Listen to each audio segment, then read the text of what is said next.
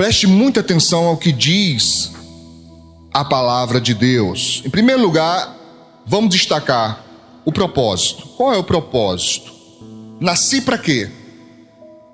Para que eu vim ao mundo? Qual é o objetivo? Qual é o foco? Eu chamo desígnio. Para que eu nasci? Qual é o propósito da minha vida? Por favor, eu quero que você veja em Gênesis capítulo 1. Nós vamos separar 2 versos, o verso 26 e também o verso 27. Gênesis 1, verso 26, que diz: E disse Deus: façamos o homem à nossa imagem, conforme a nossa semelhança, e domine, guarde essa palavra, domine sobre os peixes do mar, sobre as aves dos céus, sobre o gado e sobre toda a terra, e sobre todo réptil que se move sobre a terra. Verso 27. E criou Deus o homem à sua imagem. A imagem de Deus o criou, homem e mulher os criou. Eu quero destacar para você nessa noite, claro, para uns é só rememorar, que o objetivo de Deus na criação do homem era ter alguém na sua criação representando a sua autoridade. Por que ele quis isso, pastor? Não sabemos, mas ele quis. Ele quis que uma das suas criações fosse diferente das outras.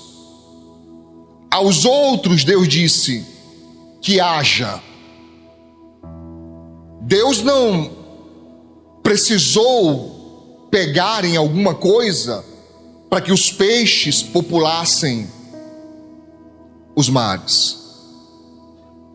Nem precisou de algum subterfúgio para que aves voassem pelos céus, os répteis pela terra. E quando aqui o texto fala gado, nós temos a tendência a imaginar só bovino, mas quando a Bíblia fala gado, tanto faz se é bovino, se é caprino, se é ovino, se é suíno, qualquer animal de criação, a Bíblia chama apenas de gado. Tudo bem? Então, as criaturas de Deus, ele apenas disse e elas surgiram. Mas o homem foi diferente. O Senhor Deus criou, e ele criou a sua própria imagem. Ele criou tendo ele próprio como modelo. E teologicamente nós dizemos que é uma representação de filiação. Se você ler depois Gênesis, eu não tenho tempo agora, mas quando você lê o nascimento de Sete, não é Sete numeral, Sete era o nome dele, filho de Adão, você vai ver que diz lá a Bíblia Sagrada, viveu Adão depois olha para mim, obreiro, acho que é 138 anos, eu não lembro agora, mais de 100, e gerou um filho, diz o texto, a sua imagem, conforme a sua semelhança. Então, essa ligação, ou esse correlato, essa correlação de imagem e semelhança, nos dá a entender um princípio de filiação. Deus não estava criando mais uma criatura, mas estava criando um filho. Estava gerando um filho. Está claro isso? Isso se confirma no Novo Testamento. É deixado muito claro no Novo Testamento que a relação que Deus quer e sempre quis, não foi a partir de Jesus não, ele sempre quis assim, foi que o homem fosse, de fato, visto como filho de Deus. Amém, irmãos? Isso está claro? Para que você nasceu? 130?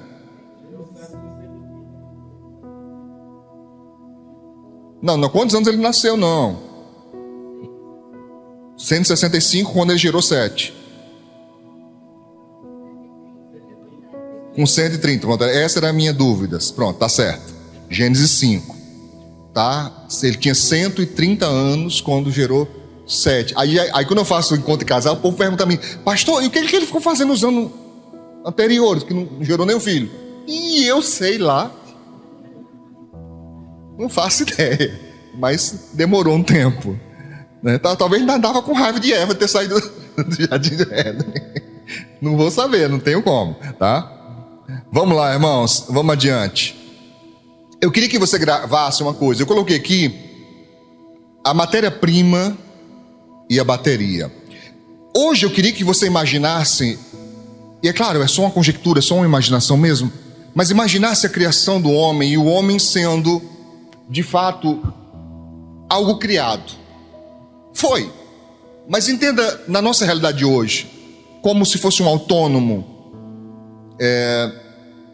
autômato, perdão, eu falei errado, não autônomo, pessoa que trabalha por conta, mas autômato, né? Um ser automatizado, um robô. Se fosse assim, não é, mas se fosse assim, qual seria a matéria-prima? Qual seria a força motriz? A bateria que faria essa máquina funcionar? Vocês estão entendendo a minha tentativa de conjectura aqui? Alguns caras assim, ó. Gênesis 2:7. Qual foi a matéria-prima? Qual foi a bateria? Está aqui. E formou o Senhor Deus o homem da onde? Do pó da terra. Então a matéria-prima do homem qual foi? Pó da terra. Nós às vezes dizemos barro, areia, mas o termo correto mesmo é pó da terra. Formou o homem do pó da terra. E o que mais? E soprou em suas narinas. O que ele soprou nas narinas do homem? Fôlego da vida. É uma outra forma de dizer espírito. Espírito. É muito lindo. Eu não sei pronunciar em hebraico, eu não falo hebraico, mas algumas palavras eu já ouvi, por repetição você guarda alguma coisa, e a palavra espírito para eles soa como shh. Eu não sei pronunciar, mas é parecido com isso. É um sopro. E a palavra espírito quer dizer exatamente isso em hebraico. Indica isso, sopro. Quando Deus sopra nas narinas da sua criação, no caso o homem, ele está introjetando em Adão o seu próprio espírito. Uma parcela, um pouco, uma fração do Espírito de Deus. Isso está claro? E o homem foi feito o quê? Alma vivente. Note, foi feito, se tornou, a partir daí ele ganha vida. Quando Deus sopra nas suas narinas o fôlego da vida.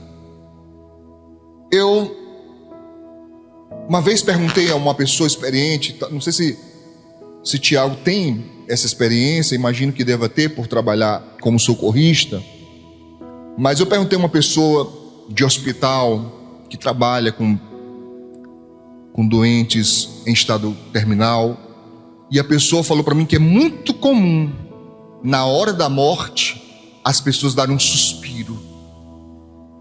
Eu nunca vi. Me baseei nessa expressão da pessoa, nesse depoimento da pessoa, né? Que na hora da morte mesmo, no último momento, a pessoa faz. E alguns que estudam esse tipo de coisa, é uma disciplina da teologia que eu não domino, eu não me aprofundei nela, chama pneumatologia, né? O estudo do espírito. Eu não estudei muito a fundo, certo? Eu não tenho como afirmar com certeza, mas de certeza eu sei que ele só está vivo porque Deus soprou vida. Amém? O texto diz isso muito claramente. O homem foi feito alma vivente. Mas o problema, irmãos, é que nós estamos indo contra as instruções de fábrica. Uma vez eu brincando com o irmão, falei assim: você segue o manual do fabricante? Vou fazer uma enquete rápida aqui com os irmãos. Quem quando compra uma coisa lê o manual? Quem? 2, 3, 4, Certeza, pastor. O que eu compro, eu leio o manual. Todo. Não é abrir o negócio, como é que monta. Não. Isso não é ler o manual. Lê todo o manual. Quem lê? Uma pessoa. Rabaixou? Meio mundo de mão rabaixou já. Quem não lê? Ih, pastor, não tem nada. É no máximo como monta. Ligou, funcionou. Tá ótimo. Se eu disser a você que nós fazemos quase a mesma coisa em relação à nossa vida. Não, pastor, não vim com manual não, veio. Tá aqui. Manual do fabricante. Aqui está dizendo para que foi criado, para que serve, como funciona, como quebra, como conserta. Está tudo aqui. Aí pergunta para o teu irmão, eu não vou perguntar, você vai perguntar. Tu já leu o manual?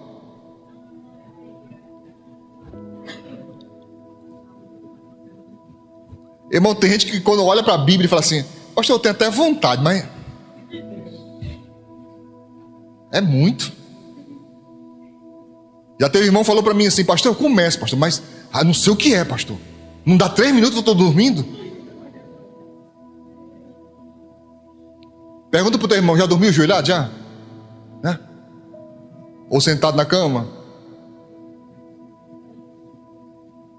Meu irmão, tem gente que você quer curar a depressão da pessoa e a insônia, manda ela ler a Bíblia. Dorme que dorme ligeiro. Já me disseram que o sono na igreja é o melhor que tem, que pode ter a zoada que for e a pessoa está dormindo. Ela apaga que vai-se embora. Estou no céu, pastor. Nem os meninos gritando, pastor dizendo glória, nada me incomoda. Durmo que vou-me embora. É mesmo, Michele? Ela não conhece minha audição, né? Ela não conhece minha audição. Romanos 11. Vamos aqui entender o manual um pouquinho, irmãos. Romanos 11, 36 diz, texto muito conhecido nosso, porque dele. O que, pastor? O que é dele? Tudo. Eu não vou nem detalhar. Simplesmente tudo que existe. Porque dele e por ele e para ele são todas as coisas. Glória, pois, a ele eternamente. Amém. O que isso tem a ver com o manual do fabricante, pastor? É a primeira coisa que as pessoas não entendem. Que tudo, incluindo nós, ou como disse o irmão ali, nós também estamos inclusos aqui. Ou seja, a nossa vida deveria ser dele. Porque nós sabemos que a nossa vida veio por ele, para voltar para ele, porque já é dele. Não é simples? É simples demais. Mas nós fazemos contra a recomendação do fabricante. Ele diz, não pode usar assim. Aí a pessoa vai e usa. Dessa forma aqui, tá errado. Aí a pessoa vai da forma errada. Aí quando o negócio quebra, a vida, tô falando, o negócio que eu usei aqui é vida. A pessoa fica se perguntando, por quê? Por que eu não consigo ter paz? Por que eu não consigo ser feliz? Por que você é uma pessoa desconfiada da vida? Que não confia em ninguém. Ninguém. Meu irmão, uma pessoa desconfia até da própria sombra. Tem gente que se assusta com a própria sombra. Tá distraído, aí vem uma sombra. Opa! Pense na criatura cismada. Na cabeça da pessoa, todos são maliciosos. E ela pensa, não posso dar bobeira não, meu. Se eu der bobeira, vão passar a perna em mim. Já ensinei que crente não é para ser bobo. Crente não é para ser taxado como uma pessoa nécia, louca, sem valor. Não, você tem que lutar pelos seus direitos. E você tem que garantir os seus direitos e está tudo certo. Mas viver desconfiado, viver, sabe, igual, já viu aqueles gatos quando se encontram no telhado, macho? Aquela zoadeira que dá. Quem tem ódio daquilo? Eu odeio aquilo. Odeio. Até vi um vídeo. Eu vi um vídeo, eu acho que deve ser feito assim, tá? O cara tava com tanto ódio, viu aí? Que subiu no telhado e começou ele também com os gatos. Os gatos olharam um pro outro e correram. Eu falei, vou testar essa técnica. Tá? Mas tem gente que parece gatozanho, irmão. Tá o tempo todo cismado, o tempo todo armado. Não relaxa. Por quê, pastor? Porque a pessoa não está vivendo direito. A pessoa não sabe viver. Ah, pastor, mas eu tenho histórico. Já me fizeram sofrer. Bom, eu não nego isso. Eu não nego isso. Eu sei que isso é real. Eu sei que para algumas pessoas é muito difícil relaxar, é muito difícil baixar a guarda pelo que já passou antes. Mas, meu querido, se você vive do passado, se as dores do passado continuam afetando você hoje, mesmo que não é, mas parece que é. Não é, mas parece. Você já está sofrendo antecipadamente, se guiando por sentimentos, se guiando por dúvidas, se guiando por mágoas. Você não está vivendo direito. Isso não é viver. Eu não sei nem se isso é sobreviver. Porque como um ser humano suporta viver em angústia constante o tempo todo? Em desconfiança o tempo todo? Porque imagino que deva ser muito pesado você não conseguir baixar a guarda, não conseguir relaxar. Está o tempo todo armado para a guerra. Irmão, a Bíblia diz que tem sim tempo de guerra. Tem tempo que você tem que estar armado o tempo todo, preparado para o inimigo. Mas não é o tempo todo. Porque a Bíblia declara que há tempo de paz. E para você essa paz nunca vai chegar. Para você nunca vai ser um tempo de descansar, de desfrutar, de relaxar. Será sempre assim? Essa coisa pesada, essa coisa angustiante? Não, irmãos. A nossa vida é dele. Mas ele disse como seria. Ele falou claramente: vida e vida com abundância. Amém?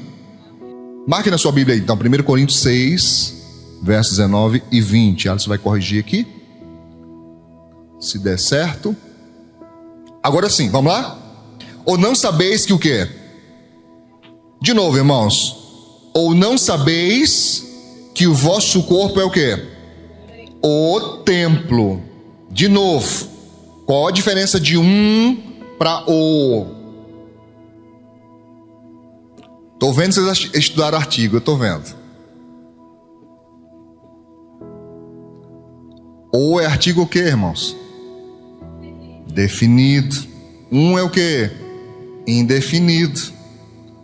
Nada na Bíblia por acaso.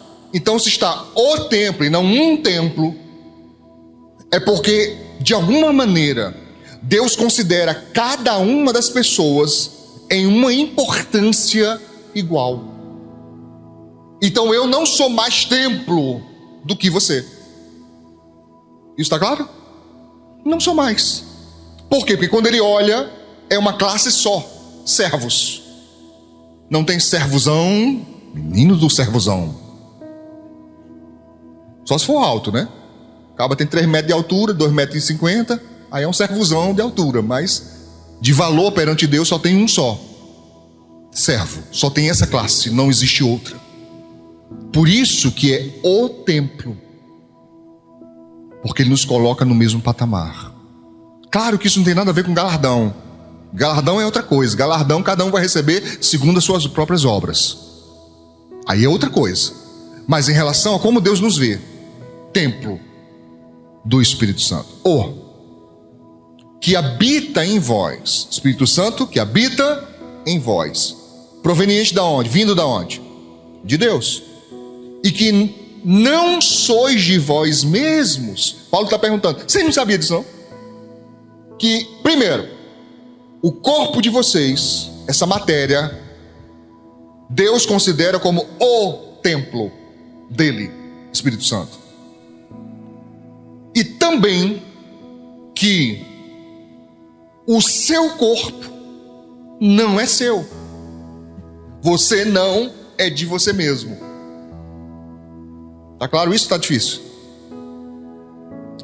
Ele diz: não sois de vós mesmos.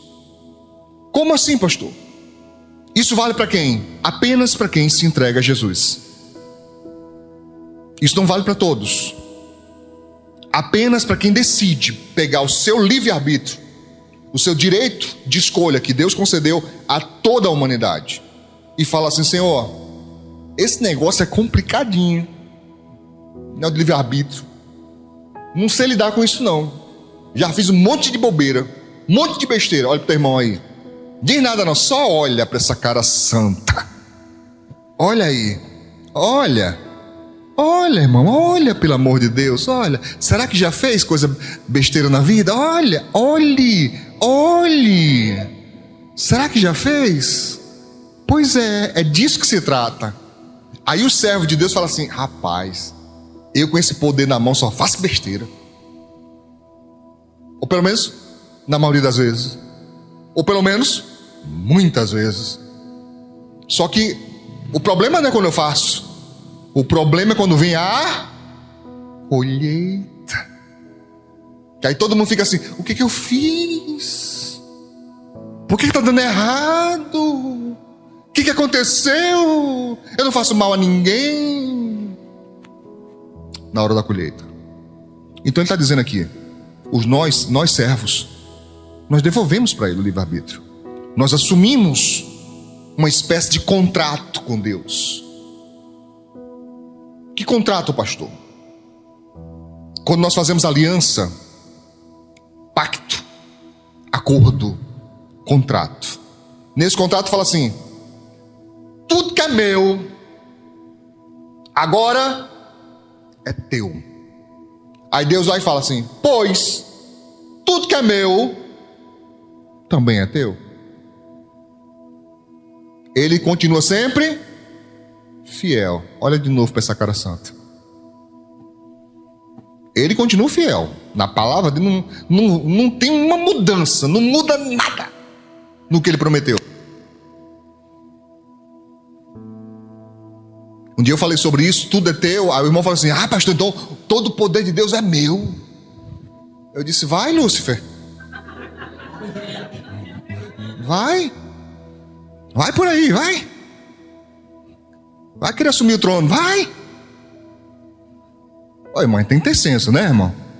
Tudo aquilo que nós precisamos, não é tudo aquilo que nós queremos. Se Deus desse tudo que você queria, irmão, eu vou fazer, vou. Fale a verdade, diante de Deus você não pode mentir. Aqui dentro você não pode mentir, amém? Amém. Nem lá fora.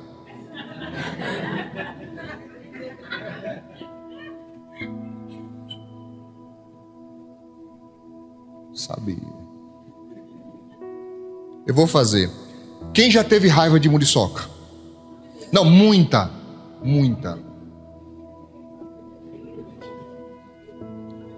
Quem já disse ou já ouviu alguém dizer: ah, se tu fosse do meu tamanho? Já? Levanta assim, vamos ver. Foi só eu que ouvi isso? 2, 3, 4, 5, 6. Imagina se Deus escuta isso, irmãos. Imagina que Deus fosse igual aqueles gênios das histórias de Aladim. O desejo da pessoa que a muriçoca ser do meu tamanho. Eu tenho 1,80. Imagina uma muriçoca de 1,80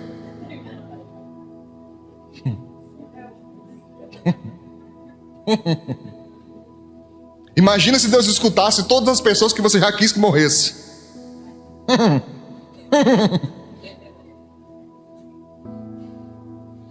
Pessoa que você ama, aí teve uma grande raiva, aí queria que morresse, mas no outro dia estava amando de novo. Eu me meter em confusão de casal? Nunca mais. Note, nunca mais, porque já fiz antes e sei no que isso dá. Depois eles se resolvem e você fica como o ruim da história. Eu fico na minha, tá? Pastor, estão se matando, tá? Delegacia da mulher, meu filho. 190, liga lá, liga lá, liga lá. Não vai lá, pastor. Eu digo, eu? Tá? Aí o irmão falou assim, não, pastor, você é homem de Deus, tem que ir. Eu digo, aonde? Me mostra na Bíblia, porque eu te mostro na Bíblia Jesus dizendo isso. Chegou 2 camaradas, Senhor, aí meu irmão aí, ó, manda ele dividir a herança comigo. E Jesus falou, quem me colocou como juiz e partidor entre vós? É o mesmo que dizer o quê? Problema seu. Eu não tenho nada com isso.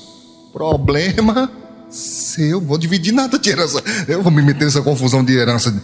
Jesus não foi não. Aí Jesus não vai, vou eu. Não vou mesmo. Liga para a delegacia da mulher, meu irmão. Tá? Mas pastor tem encapetado. Lá eles fazem a unção. Irmão, a unção lá é poderosa. O cabo entra brabo, amansa. O cara sai manso. Ele promete a mulher. É arriscado. Ele fazer os votos de novo ali mesmo, na frente da delegada. Leva lá, eles resolvem lá. Eu não. Você está me entendendo? Diz o texto, porque foste comprados o quê? Bom preço. Glorificai, pois, a Deus no vosso corpo. Glorificar a Deus. O que é dar glória a Deus? Dar glória a Deus significa transferir honra, transferir a exaltação a Ele. Mas aqui está dizendo para fazer isso no corpo. Engraçado que não é nem através do corpo, mas é no corpo.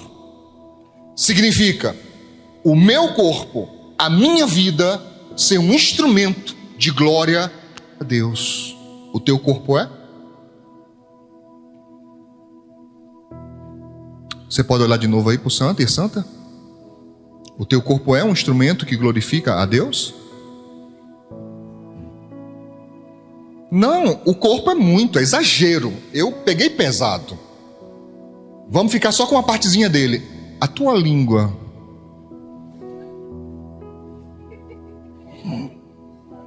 é um instrumento que glorifica a Deus?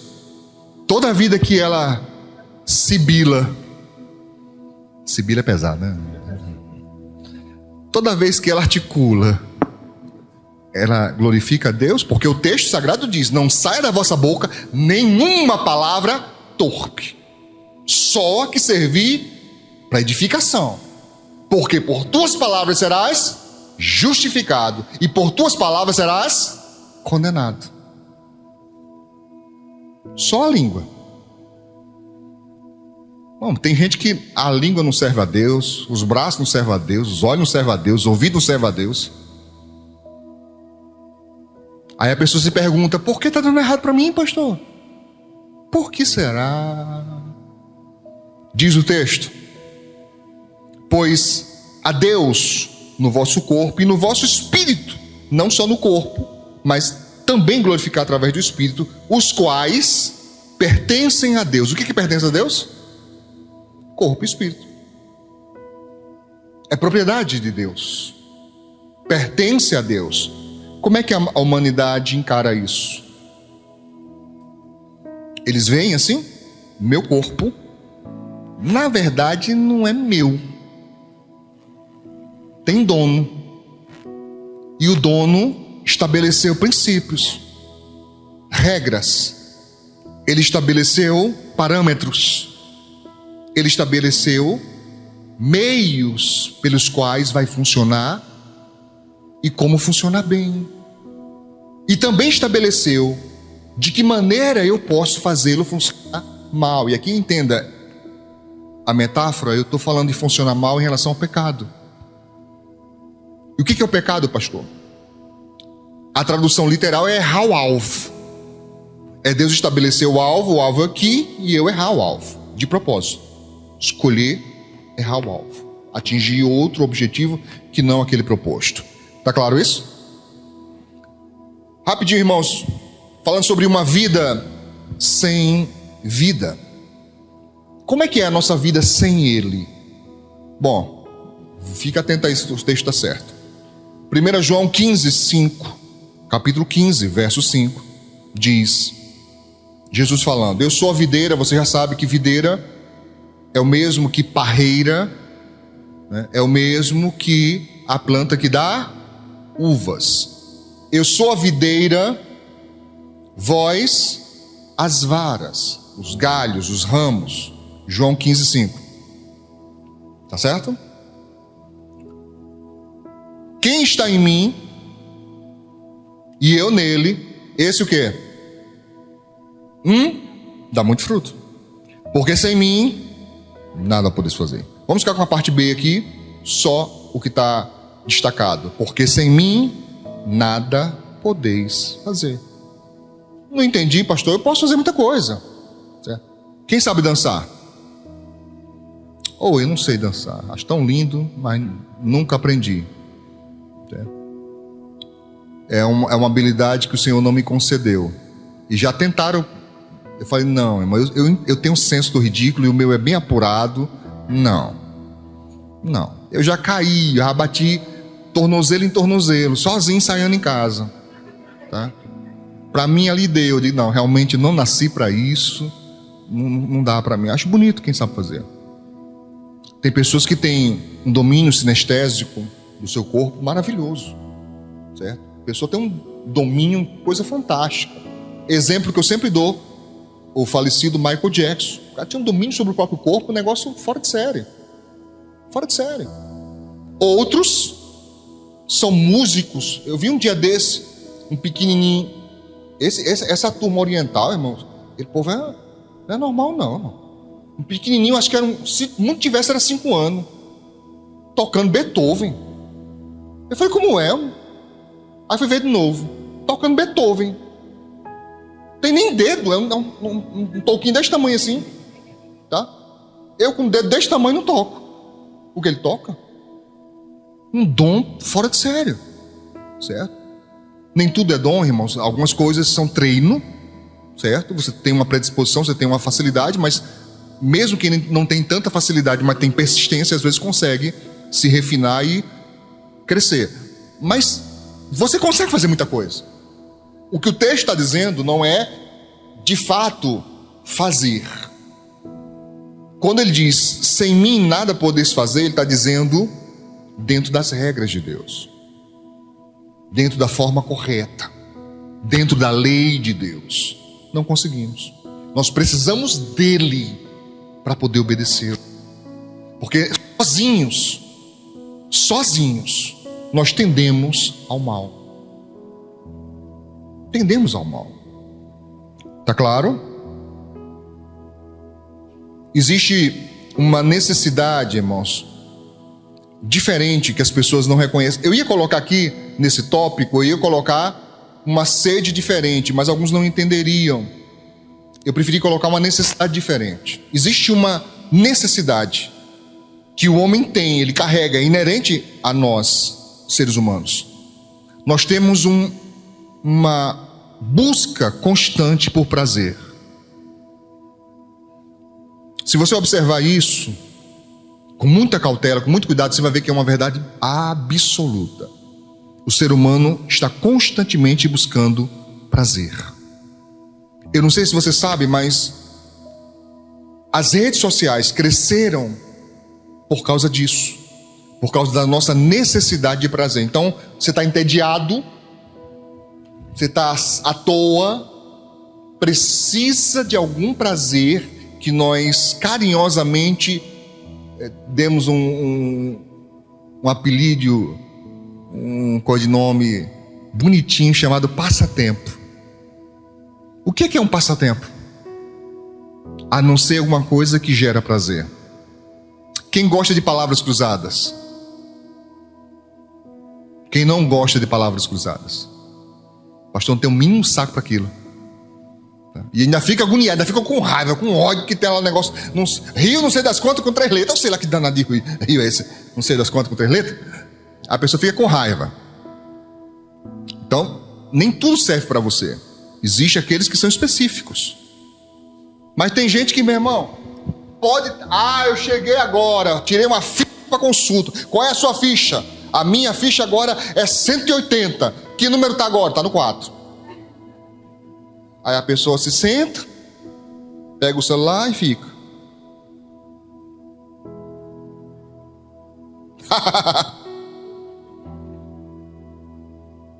Irmão, pelo amor de Deus, você é crente? Quem é crente? Tenha senso. Compre um fone. Compre um fone. O negócio que eu acho sem senso, a pessoa está em público, com o negócio nas alturas, obrigando os outros a escutar o que não quer escutar. Compra um fone. Aí você ri à vontade, escuta à vontade, né? Tem gente que bota aqui, né? Pelo menos, né? Esse dia eu estava vendo uma senhorinha, ela botou no alto e botou aqui assim, não adiantou nada, tá todo mundo ouvindo. Do mesmo jeito. Compra um fone. Né? Aí alguns ficam aquele joguinho caindo, né? Pum. É só isso. A pessoa gosta. Daqui a pouco, quando ela prestou atenção, opa, já está na 155. Isso é para você não ter contato com a frustração. Porque é difícil suportar a frustração. Então tem pessoas que buscam o tempo todo prazer para fugir da frustração, do ostracismo da própria vida. Não suporta não fazer nada. Alguém aqui é assim? Ih, pastor.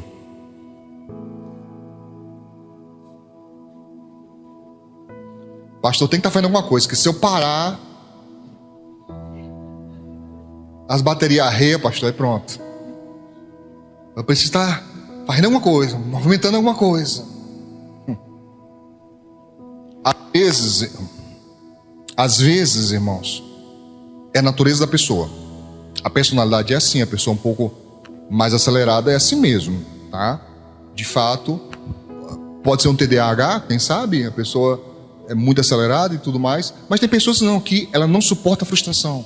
Então precisa estar inventando muita coisa. Você está entendendo? Sim? Deixa eu falar sobre essa necessidade importante. Hebreus 12, 15, vão conferindo aí as referências. Hebreus 12, 15 diz: tendo cuidado que ninguém se prive. O que é privação, irmãos?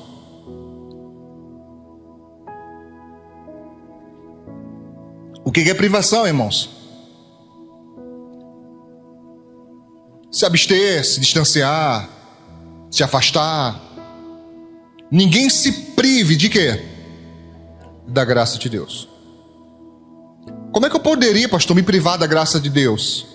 Simplesmente fazendo o contrário do que diz o manual. A garantia dada aqui é se seguir o manual. Usou de forma indevida, perdeu a garantia. É por sua conta e risco. Não tem graça. E aqui, em ambos os sentidos, não tem graça.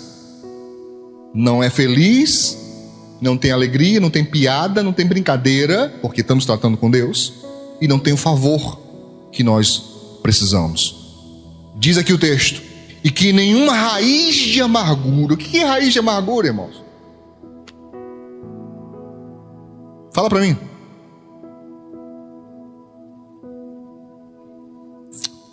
São dores não curadas. Bom, boa parte dos irmãos aqui, se não fizeram, mas sabe como funciona, capinar. Eu sou do sertão e lá nós chamamos limpar. A gente não fala vamos capinar o terreno, a gente fala vamos limpar o terreno. Limpar o mato, nós falamos, no sertão.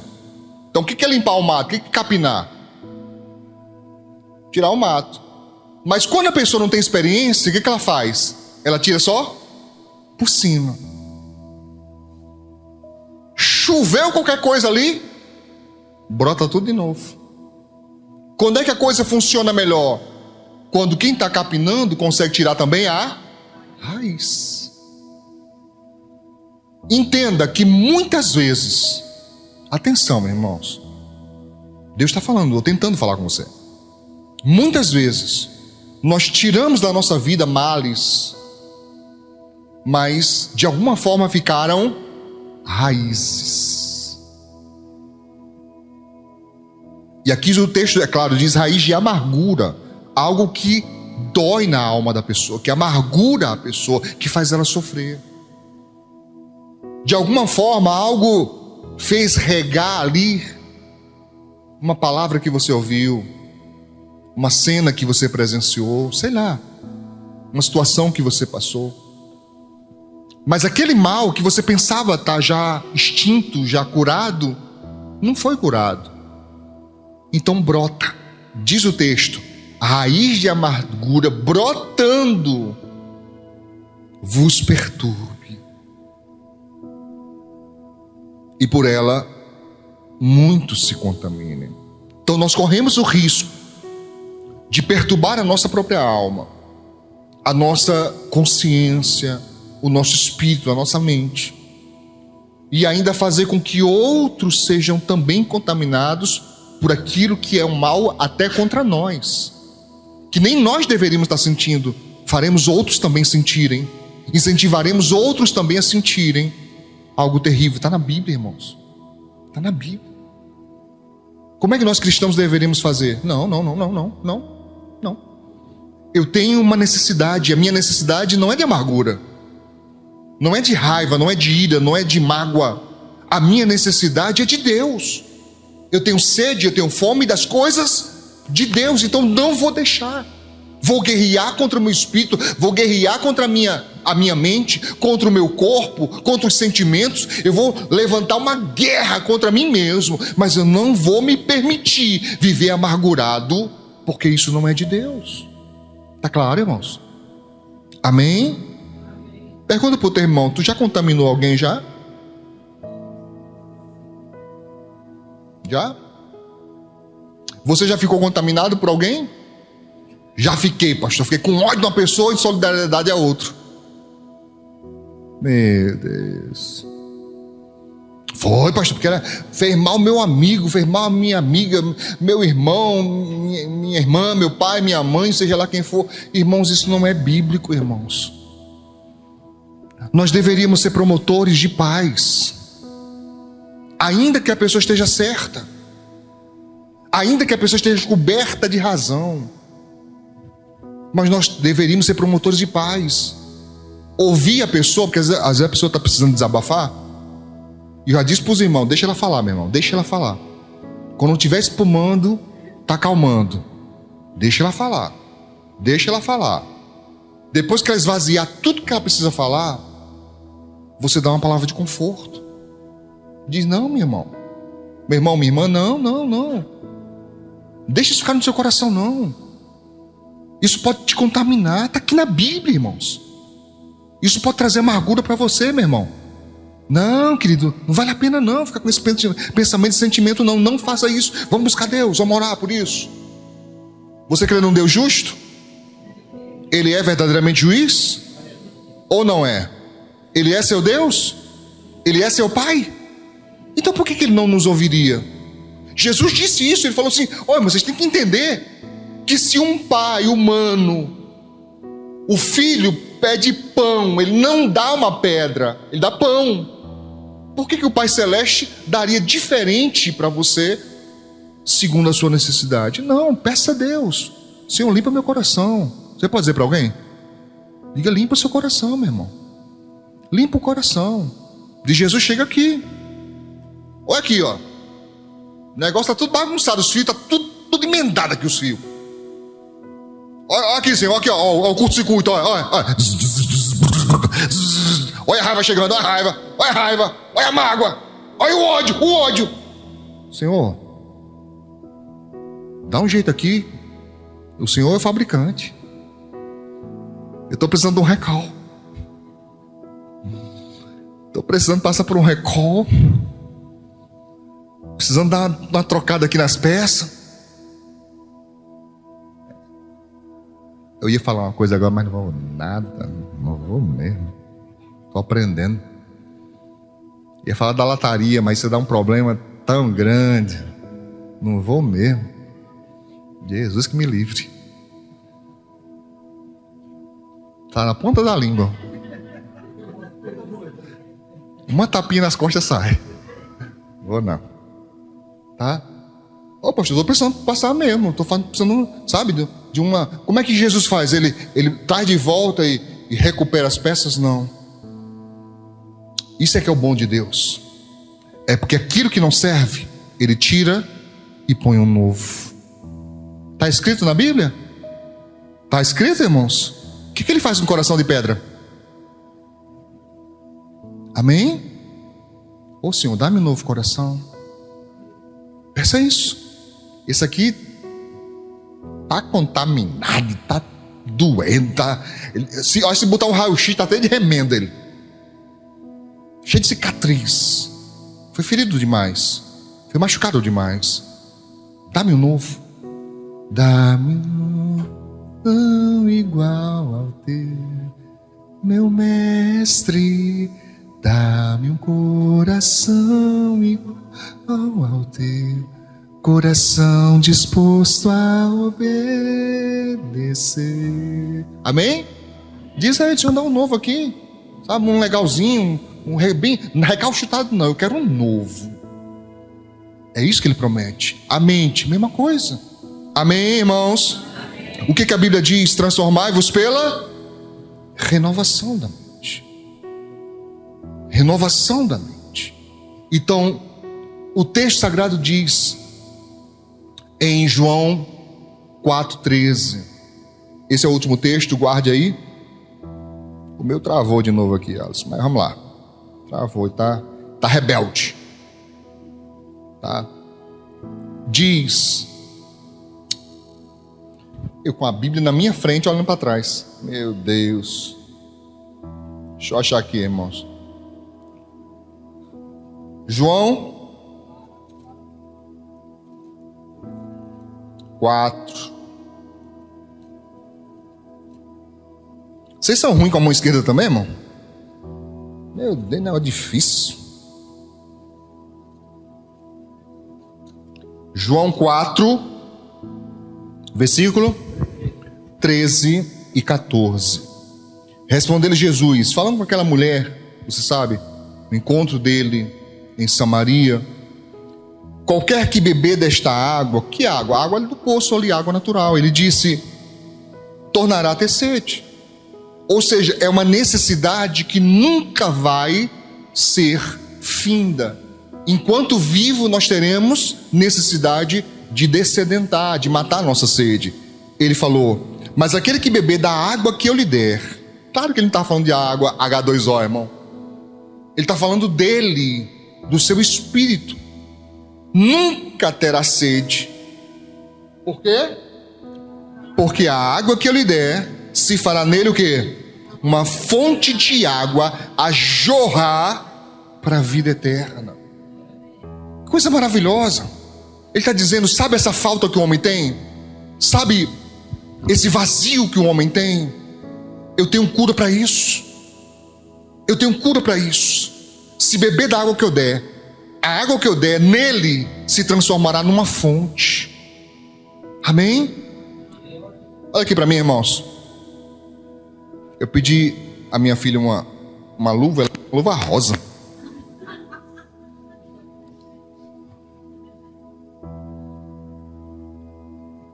Não é nem rosa, é ciano. Aí, quando eu digo assim, feito a imagem e semelhança, você consegue entender? Que esse objeto foi feito o quê? A imagem e semelhança de, não a minha, né? A minha não cabe aqui dentro não.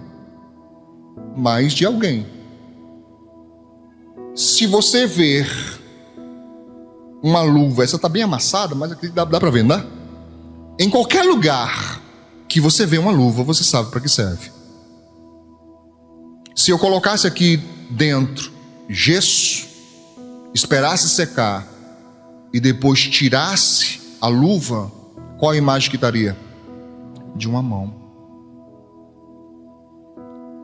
Mas de uma luva sem uma mão dentro?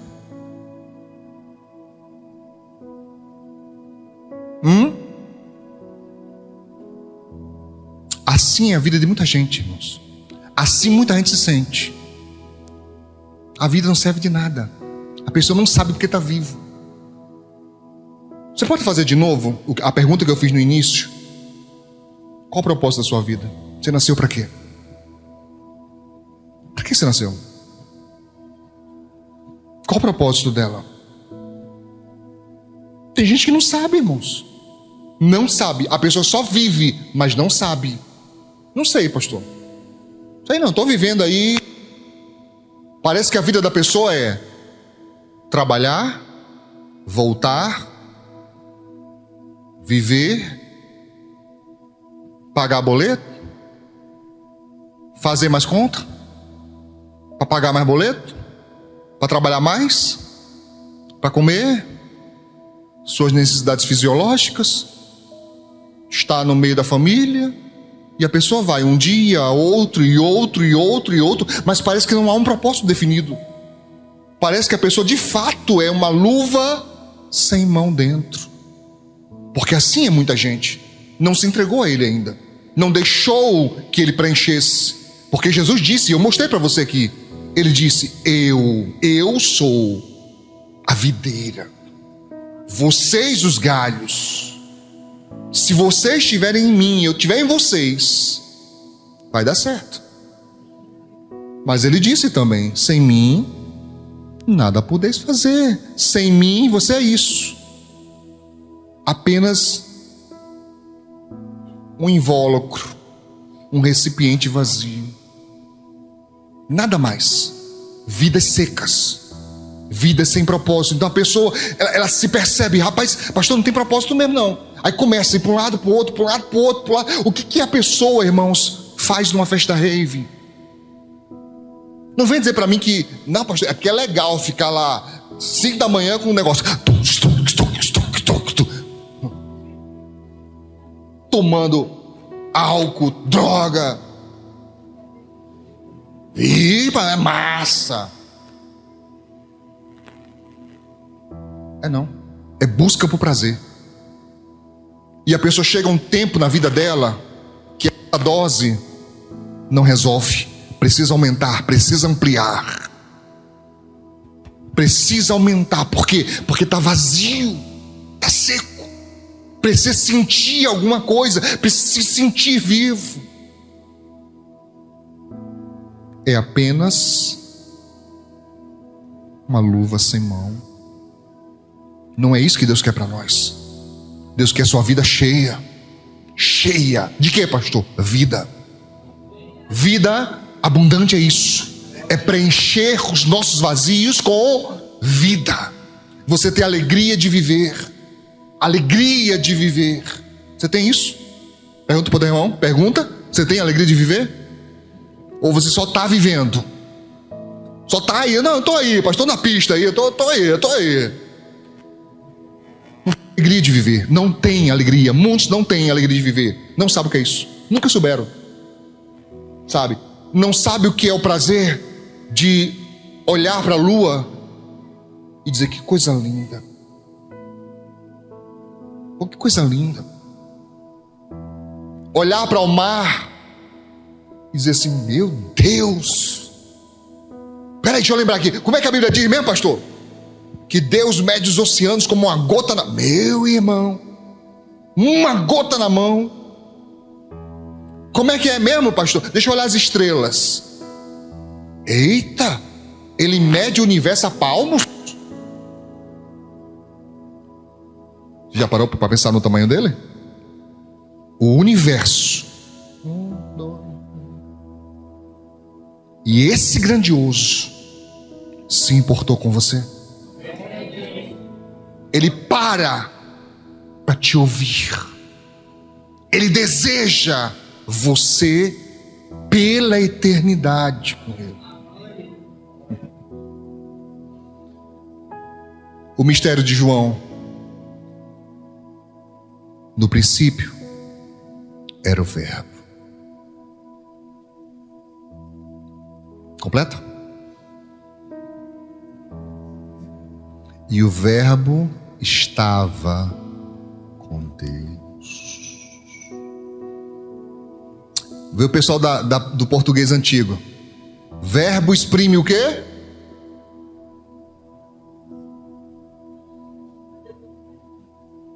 Aleluia, alguém lembrou.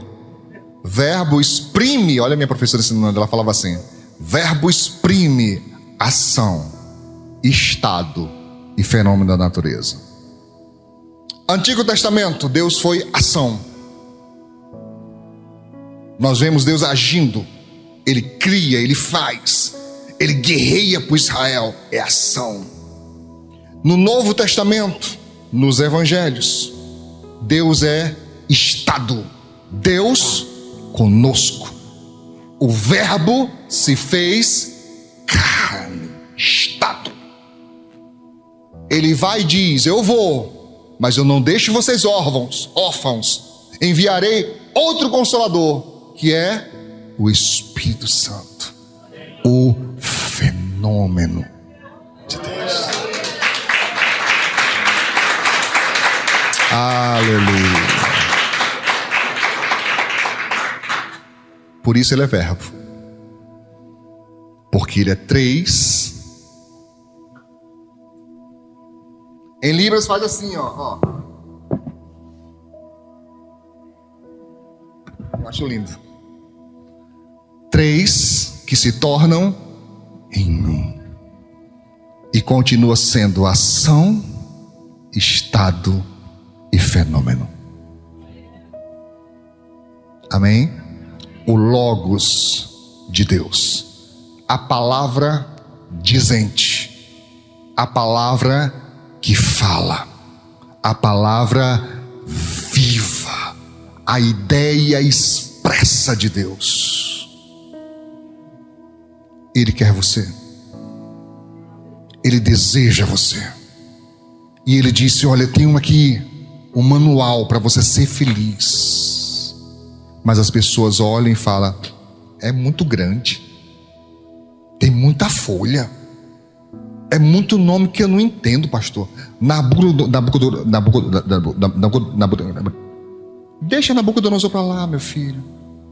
Fixa em Jesus. Eu fui na igreja, pastor Manuel. O irmão estava falando assim: abra sua Bíblia em Êxodo. Eu falei: tem esse? Eu demoro às vezes a pegar o negócio, que eu vou muito literal. Aí eu falei: é Êxodo. Tá? Já vi irmão pregando, né?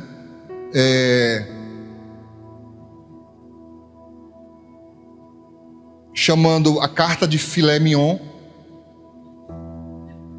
Eu falei: tem isso? Aí descobri: não, é Filemon. E por aí vai, meu filho. Mas isso não importa. O que importa é que você entenda: Ele ama você de uma maneira única, inigualável. Ninguém jamais amará você o quanto Deus te ama. Nunca. Porque as pessoas só amam o que elas sabem, só amam o que elas entendem, só amam o que elas aceitam em você. Ou você vai dizer para mim que tem alguém que ama a tua chatice? Não, pastor, acho tão lindo, pastor, quando ele está chato. Uma coisa linda, pastor. É tão charmoso ele sendo besta, é tão charmoso. Ninguém ama chatice não, irmão. A gente até acha bonitinho as expressões de algumas pessoas. Eu dou mal para fazer raiva, pastor. Eu confesso. Pergunta para os meus filhos se não é engraçado ver ela com raiva. É engraçado demais, irmão. Tá? É muito engraçado. Tá? Eu dou mau valor. Tá? Coisa que ela não gosta, faça cócega. Ela deve para ver se eu passar por trás, eu não. Puf! Ela dá um pinote. Tá? Aí eu acho legal. Pergunta os meninos, quando ela tá brigando com ele, vai achar graça? Todos 3. Porque é bonitinha, ela com raiva. Mas quando ela de fato tá com raiva, eu chego nem perto. Diz a Bíblia Sagrada: fuja da aparência do mal. Deus que me livre. Se ela estiver orando, eu peço logo perdão, Senhor, pelos meus pecados. Tô brincando não, eu não tô ironizando, eu não tô lançando piada, eu tô falando a verdade. Quando ela tá orando de joelho, clamando, eu falo: Senhor, se fui eu, Me perdoe, Senhor, misericórdia da minha vida. Senhor, me guarde, me livre, me perdoa. Já vi Deus respondendo essa mulher, meu irmão, em coisas tremendas. Eu vou dar bobeira. Não dou mesmo. A menina abre ligeiro demais. Me perdoa, Senhor. E aí eu chego de vez em quando. Tudo bem, meu filho? Tá tudo certo aí? Aconteceu alguma coisa? Tá com raiva? Eu só não pergunto se é de mim, que eu aprendi que isso não é sábio, não. Nunca pergunto se é sobre mim. Entende? Às vezes é bonitinho, mas as pessoas só amam, de fato, o que elas gostam em você. E o amor é tão grande que supera o que elas não gostam. Só que Deus amou você antes de você nascer. Ele já sabia que você nem queria nada com ele, mas ele queria com você. Como é que nós classificaríamos uma pessoa assim? Tirando Deus, como é que você classificaria uma pessoa assim? Pastor, olha aí, pastor. A menina já disse não. E tá ali o cara insistindo de novo, pastor. De novo. Olha coisa feia. Misericórdia. Pastor, dá uma vergonha alheia. É a 10ª vez que a menina diz não. E o cara tá lá insistindo. A gente acha até feio, irmãos. Mas Deus fez muito mais, muito além. Ele ama você até quando você não o ama. E amar você ao ponto de decidir morrer no seu lugar, para que você viva. Você não vai encontrar muitas pessoas assim. Você não vai encontrar muitas pessoas assim. Na sua vida serão poucas pessoas dispostas a morrer por você. Estou falando sério. Morrer por você. Dizer assim, morro eu, mas eu quero que essa pessoa fique viva. São poucas pessoas. Poucas. Queira Deus, irmãs. Cadê as irmãs que estão com o marido aí?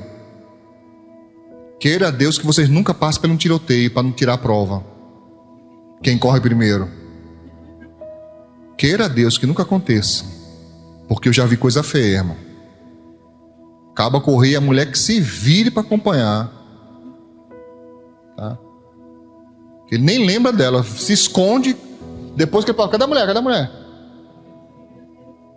Tá? Prova isso, povo. Provo. Irmão, fala a verdade para mim, irmãos. Irmãos, quem já entrou no carro, deu partida, já ia saindo e esqueceu dela. Fala a verdade. Fala a verdade. Fala a verdade. Olha aí. Teve que ela gritar, ei, peraí que ainda estou entrando. Pois é. Tem irmã que fica com a perna pendurada, Ele já está saindo, já ela que pule, ela que entre e fecha a porta e bota o cinto. Não é fácil não, irmãos. Não é fácil. Busque a Deus. Tenha um propósito com Deus. Amém. Vamos aplaudir o Senhor Jesus. Que Deus abençoe.